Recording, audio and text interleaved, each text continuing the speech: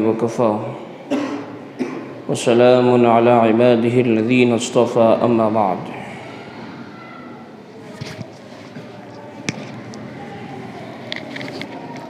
أعوذ بالله من الشيطان الرجيم بسم الله الرحمن الرحيم يا أيها النبي إنا أرسلناك شاهدا ومبشرا ونذيرا وداعيا إلى الله بإذنه وسراجا منيرا سبحان ربك رب العزة عما يصفون وسلام على المرسلين والحمد لله رب العالمين اللهم صل على سيدنا محمد وعلى آل سيدنا محمد وبارك وسلم اللهم صل على سيدنا محمد وعلى آل سيدنا محمد وبارك وسلم اللهم صل على سيدنا محمد وعلى آل سيدنا محمد وبارك وسلم اما بعد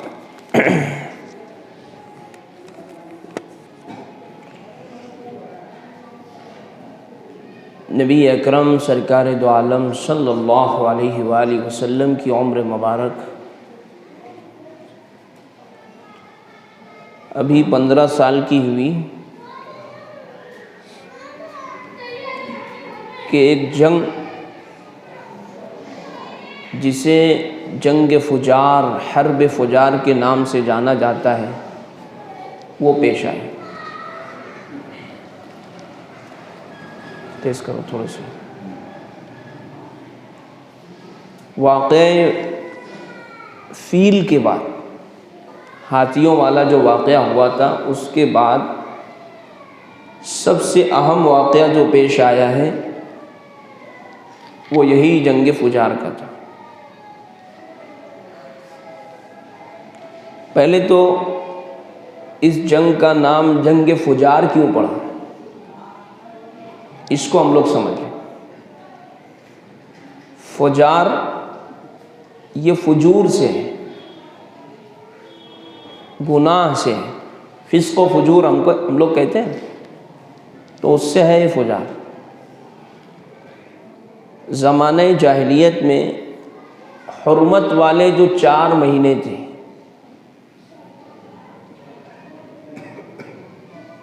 ذی القعدہ، ذی الحجہ، محرم اور رجب المرجب، یہ مہینے جو تھے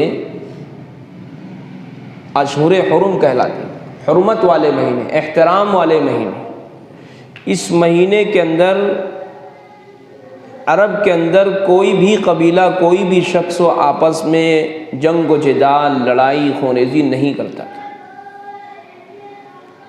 جو جہاں پر رہتا، جس حالت میں بھی رہتا، وہ ان 4 مہینوں کا احترام کرتا تھا. اسی طرح سے حرم کے اندر بھی جنگ کرنا یہ بھی فسق و فجور کی بات ہے. اللہ رب العزت نے خانہ کعبہ کو اور اس کے احاطے کو حرم اسی لیے کہتے ہیں کہ جو قابل احترام چیز ہے، یعنی حاجی جو ہے نا شکار نہیں کر سکتا، یہاں تک کہ شکار کی جانب اشارہ بھی نہیں کر سکتا، چونٹی تک نہیں مار سکتے، وہاں کی حرم کی گھاس نہیں اکھیڑ سکتے. یہ احترام ہے. تو یہ جو جنگ ہوئی ایک تو اشہر حرم میں ہوئی، حرمت والے مہینے کے اندر ہوئی، اور دوسرے احاطہ حرم میں ہوئی. حرم کی جو حدود تھی اس کے اندر ہوئی.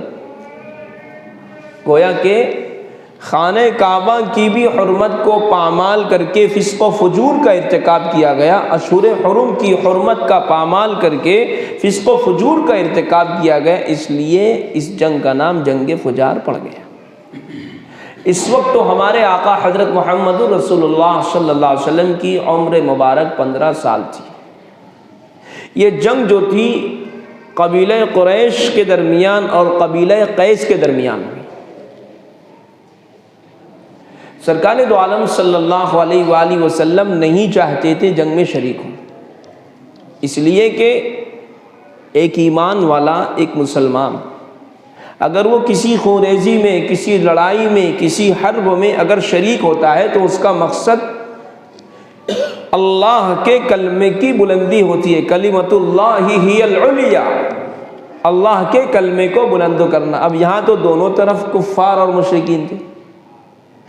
جناب نبی کریم صلی اللہ علیہ وآلہ وسلم نہیں چاہتے تھے، لیکن اپنے کچھ چچاؤں کے جبر پر، ان کے اصرار پر، ان کے زبردستی کرنے پر جناب نبی کریم صلی اللہ علیہ وآلہ وسلم اس جنگ میں شریک ہوئے، لیکن آپ نے براہ راست آمنے سامنے کسی سے قتال نہیں کیا، کسی کے اوپر تلوار نہیں اٹھائی، آپ نے کسی کو مارا نہیں۔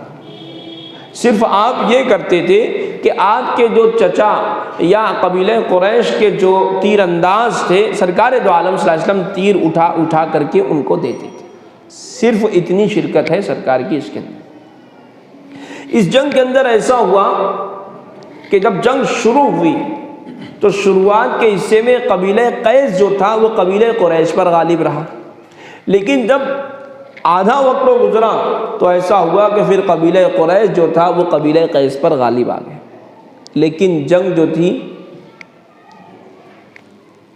وہ کسی نتیجے پر نہیں پہنچی۔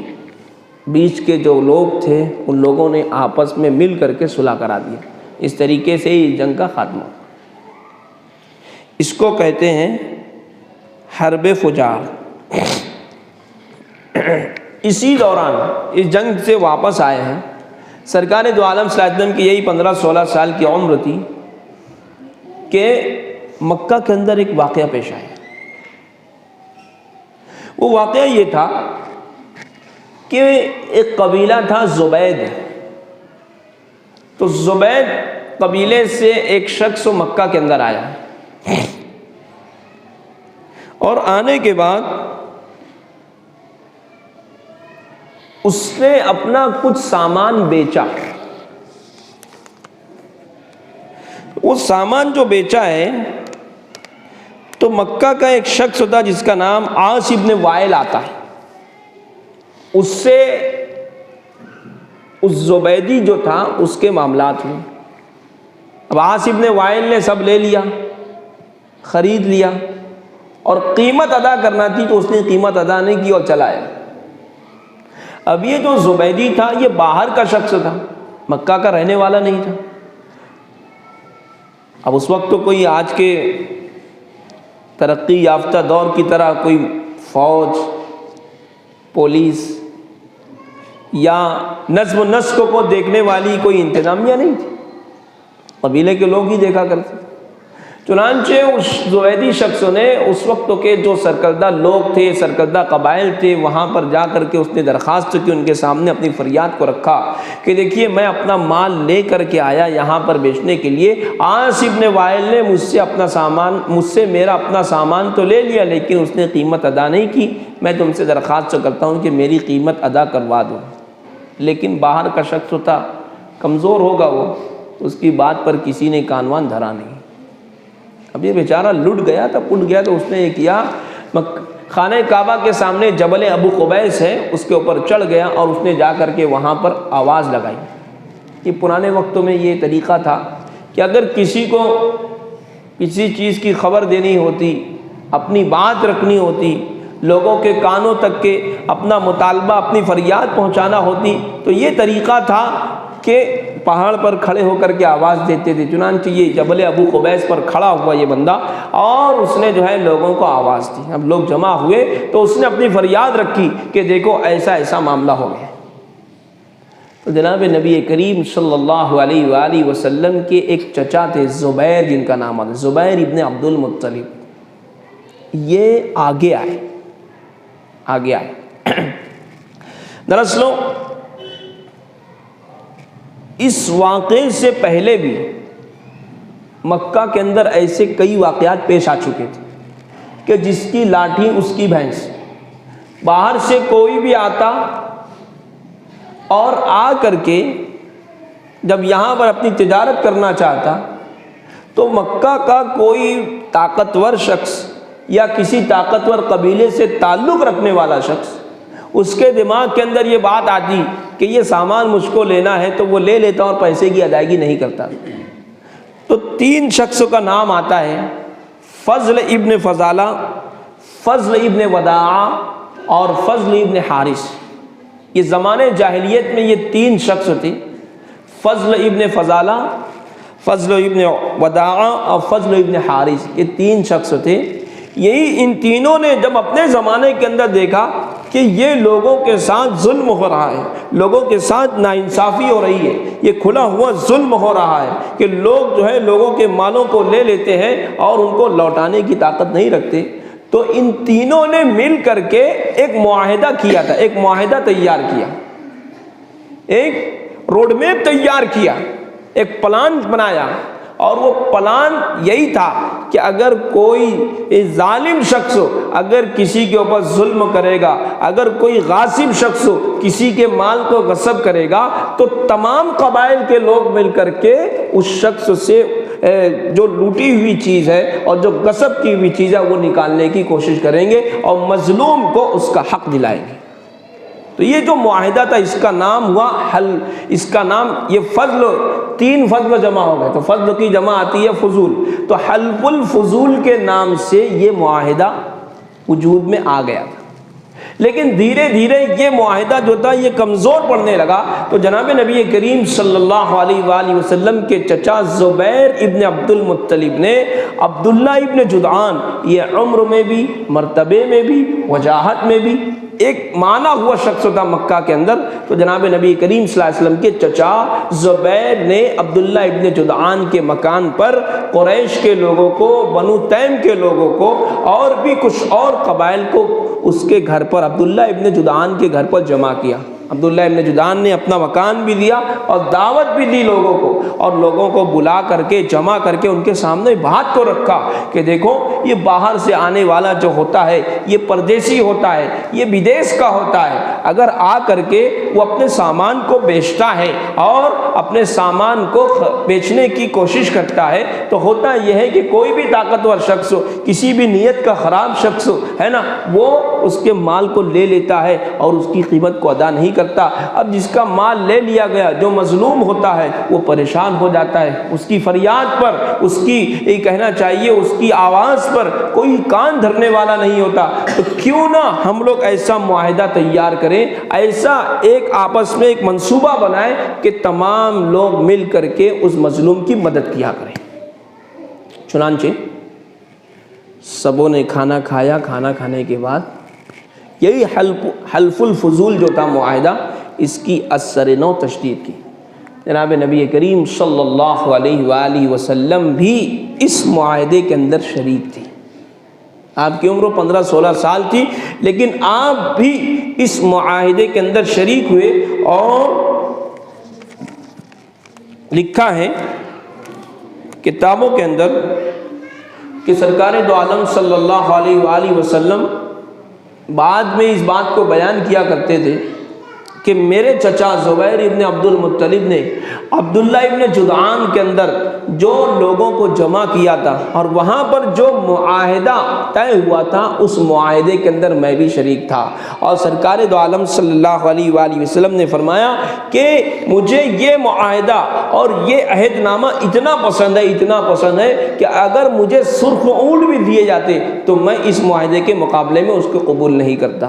سرخ اونٹ یہ اس زمانے کا بہت قیمتی مال سمجھا جاتا تھا، تو فرمایا کہ اگر مجھے اس معاہدے میں کے مقابلے میں اگر سرخ اونٹ بھی دیے جاتے تو وہ معاہدہ مجھے زیادہ پسند ہوتا۔ اور فرمایا اب اگر یہ زمانہ اسلام آ گیا ہے، اللہ رب العزت نے ہے نا اسلام کا جو دین ہے اس کو کہنا چاہیے کہ میرے اوپر مکمل کیا ہے، اب میں نبی بنا ہوں، تو اگر اب اس زمانے کے اندر بھی یہ حلف الفضول کے معاہدے کی طرح اگر مجھے بلایا جائے گا کسی اور طریقے سے بھی، یا کوئی اور بھی بلائے گا، تو میں بخوشی اس کے اندر چل کر کے جاؤں گا۔ یہ جناب نبی کریم صلی اللہ علیہ وآلہ وسلم کا شباب مبارک، آپ کی جوانی چل رہی ہے، 15 سال کی عمر ہے۔ اس دوران 16-17 سال کی سرکار دو عالم صلی اللہ علیہ وسلم کی جو عمر تھی، اسی جوانی کی عمر کہتے ہیں، آپ صلی اللہ علیہ وسلم کا کوئی متعین کام نہیں تھا، کوئی فکس کام نہیں تھا، کوئی فکس ذمہ داری نہیں تھی کہ آپ یہی کام کرتے تھے۔ لیکن جتنے بھی سیرت نگار ہیں وہ سب کے سب اس بات پر متفق ہیں کہ اس عمر میں جناب نبی کریم صلی اللہ علیہ وآلہ وسلم بکریاں چرایا کرتے تھے، پہلے تو جب حضور نبی کریم صلی اللہ علیہ وسلم قبیلہ بنو سعد میں گئے تھے اور وہاں پر آپ 4 سال رہے، تو میں نے اس کے اندر یہ بات بتائی تھی کہ سرکار دو عالم صلی اللہ علیہ وسلم قبیلہ بنو سعد میں اپنے رضائی بھائیوں کے ساتھ، اپنے دودھ شریک بھائیوں کے ساتھ بکریاں بھی چرایا کرتے تھے۔ چنانچہ یہاں پر بھی جناب نبی کریم صلی اللہ علیہ وآلہ وسلم بکریاں چرایا کرتے تھے۔ چنانچہ سیدنا ابو ہریرہ رضی اللہ عنہ اس بات کو بیان کرتے ہیں کہ ہمارے آقا حضرت محمد رسول اللہ صلی اللہ علیہ وسلم نے ہمارے سامنے اس بات کو بیان فرمایا کہ میں نے جو ہے سرکار دو عالم صلی اللہ علیہ وسلم نے بات بیان فرمایا کہ کوئی نبی ایسا نہیں گزرا ہے، کوئی نبی ایسا نہیں گزرا ہے جس نے بکریاں نہ چرائی ہو، کوئی نبی ایسا نہیں گزرا ہے جس نے بکریاں نہ چرائی ہو۔ سرکار دو عالم صلی اللہ علیہ وسلم سے صحابہ نے عرض کیا، اللہ کے نبی آپ نے بھی بکریاں چرائی ہیں؟ سرکار دو عالم صلی اللہ علیہ وآلہ وسلم نے ارشاد فرمایا، ہاں میں نے بھی بکریاں چرائی ہے، میں بھی مکہ والوں کی بکریاں لے کر کے ہے نا، اور چند قیرات اس کے عوض مجھ کو ملتا تھا، یعنی کچھ روپیے اس کے عوض مجھ کو ملتے تھے، اور میں مکہ والوں کی بکریاں لے کر کے مقام اجیات کے اندر چرایا کرتا تھا۔ اس سے یہ بات معلوم پڑتی ہے کہ کسب معاش کے لیے، روزی کے لیے، رزق حلال کے لیے آدمی کو کسی بھی کام کے اندر، کسی بھی کام کے کرنے کے اندر شرم نہیں کرنی چاہیے، جگر چٹے بن کر کے نہیں رہنے کا، کسی کے جیب پر نظر نہیں رکھنے، بل تو اپنا بل۔ آدمی کو کسب معاش کے لیے، پیٹ کے لیے، رزق حلال کے لیے کچھ نہ کچھ ضرور حلال رزق کو تلاش کرنا چاہیے۔ چنانچہ سرکار دو عالم صلی اللہ علیہ وسلم نے بکریاں تک چرائی، اور میں نے پیچھے بھی یہ بات بتائی تھی، اس کے اندر حکمت کیا ہوتی ہے۔ اونٹ اور گائے جو ہوتی ہے نا، وہ ایک ہی جگہ چرتی ہے، زیادہ ان کا مسئلہ نہیں، لیکن بکری جو ہوتی ہے نا، ان کے بہت مسئلے ہوتے ہیں۔ ایک بکری یہ چراگاہ میں، ایک بکری وہ چراگاہ میں، ایک بکری ادھر، ایک بکری ادھر، اس کو ہانکو نہیں کہ وہ بھاگی، اس کو جمع نہیں کرو کہ وہ بھاگی، ادھر ادھر بھاگتی بکریاں، ان کو جمع کر کے رکھنا بڑا مشکل ہوتا تھا۔ تو یہ دراصل انبیاء اکرام علیہم السلام کو بچپن سے ہی، جوانی سے ہی یہ تربیت دی جاتی تھی کہ دیکھو امت کے اندر بہت سارے افراد ہوں گے، الگ الگ مزاج کے ہوں گے، الگ الگ کھوپڑی کے ہوں گے، کوئی ادھر بھاگے گا، کوئی ادھر بھاگے گا، تم بولیں گے ایسا تو بولیں گے ایسا، تم بولیں گے ویسا تم بولیں گے ویسا۔ تو تمہارا کام یہ ہوگا سبوں کو سمیٹ کر کے لے کر کے چلنا، سبوں کو سمیٹ کر کے اور نرمی کے ساتھ، شفقت کے ساتھ لے کر کے چلنا۔ اس میں ایک پوائنٹ یہ بھی لکھا ہے علماء نے کہ جیسے بیل اور اونٹ جو ہوتے ہیں یہ تگڑے جانور ہیں، مارے تو لاٹھی مار سکتے ہو اس کو، لیکن بکری کو مار سکتی نہیں، مار سکتی، وہ بیچاری غریب شریف ہوتی ہے، غریب شریف، اگر جڑ دیے تو تگڑی ٹوٹ جائے گی، مار دیے پیٹ کے اندر تو مر بھی سکتی ہے، تو اس لیے بہت حساب سے ان کو لے کر کے چلنا ہے۔ تو یہ دراصل اس کے پیچھے حکمت ہوتی تھی۔ بہرحال جناب نبی کریم صلی اللہ علیہ وآلہ وسلم ان حالات کے اندر آپ بڑے ہوتے رہے، یہاں تک کہ آپ جوان ہو گئے۔ جوانی کے اندر جب جناب نبی کریم صلی اللہ علیہ وسلم جوان ہوئے ہیں تو اس انداز سے لوگوں کے درمیان بڑے ہوئے ہیں کہ لوگ آپ سے متعلق یہ کہا کرتے تھے کہ سب سے زیادہ مروت والے شخص ہیں سرکار دو عالم صلی اللہ علیہ وسلم، سب سے زیادہ مروت والے، سب سے زیادہ حلیم ہیں، بردبار ہیں، ہے نا، اسی طریقے سے سچے ہیں، امانت دار ہیں، اور غلط کام بولتے بھی نہیں اور غلط سنتے بھی نہیں۔ اس طریقے سے سرکار دو عالم صلی اللہ علیہ وآلہ وسلم کی امیج بنی تھی مکہ والوں کے اندر۔ یعنی اگر کسی کو پکارنا ہوتا تھا، کسی کو جناب نبی کریم صلی اللہ علیہ وسلم سے متعلق کوئی بات کہنا ہوتی تھی تو محمد نہیں کہتے تھے کہ محمد نہیں، بلکہ کہتے تھے صادق اور امین، سچے اور امانت دار۔ اس طریقے سے سرکار دو عالم صلی اللہ علیہ وآلہ وسلم جوان ہوتے رہے۔ عبداللہ ابن ابی الحمصہ یہ ایک شخص وہ بیان کرتے ہیں کہ یہی سرکار دو عالم صلی اللہ علیہ وسلم کی جوانی کے ज़माने के अंदर मेरा मोहम्मद सल्लल्लाहु अलैहि वसल्लम से एक मुआहदा हुआ, कुछ लेन देन हुआ। तो अब्दुल्लाह इब्न अबी हमसा कहते हैं कि मुझे कुछ देना था सरकार को, हुजूर अकरम सल्लल्लाहु अलैहि वसल्लम।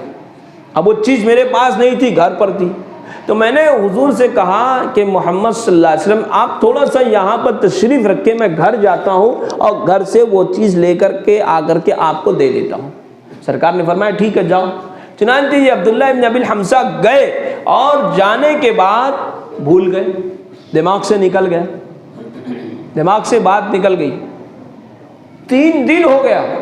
अब 3 दिन के बाद उसी रास्ते से दोबारा किसी मुनासिबत से उनका गुजर हुआ अब्दुल्लाह इब्न अबी हमसा का, तो क्या देखते हैं कि मोहम्मद सल्लल्लाहु अलैहि वसल्लम वहीं पर मौजूद है। 3 दिन के बाद जब देखा, अरे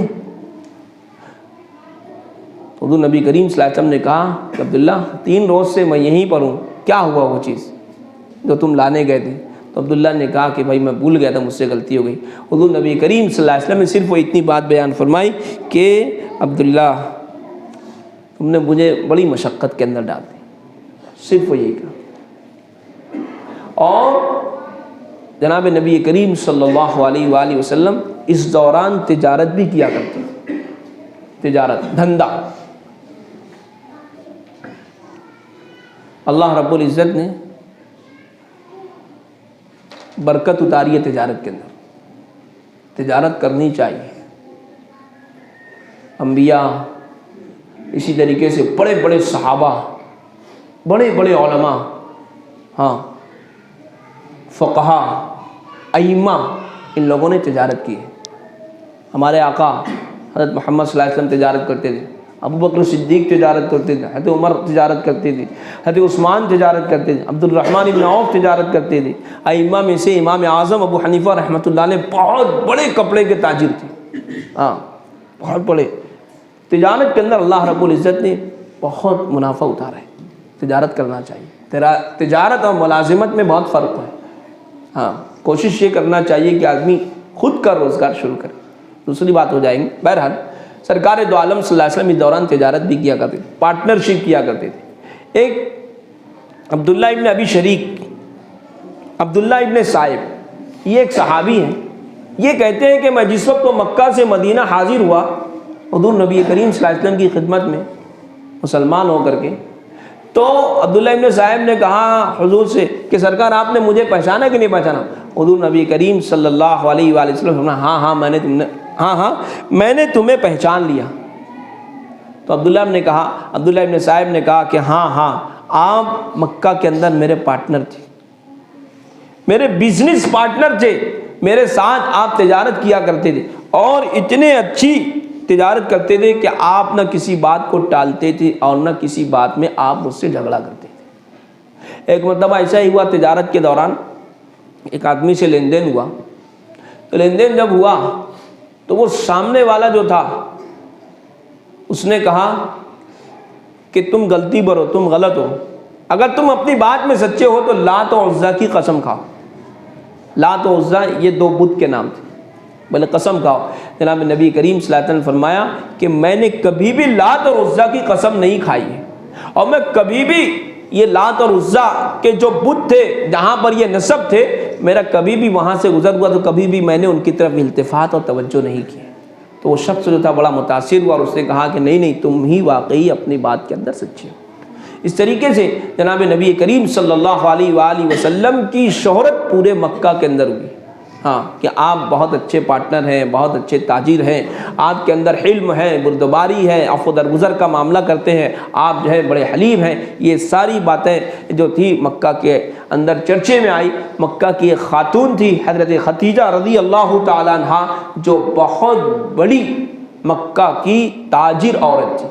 यानी किताबों के अंदर लिखा है, उलमा इस बात को कहते हैं कि सारे मक्का वालों के माल एक तरफ होते थे, जितना होता था माल, दूसरा माल हज़रत खदीजा रज़ी अल्लाह ताला अन्हा का हुआ करता था।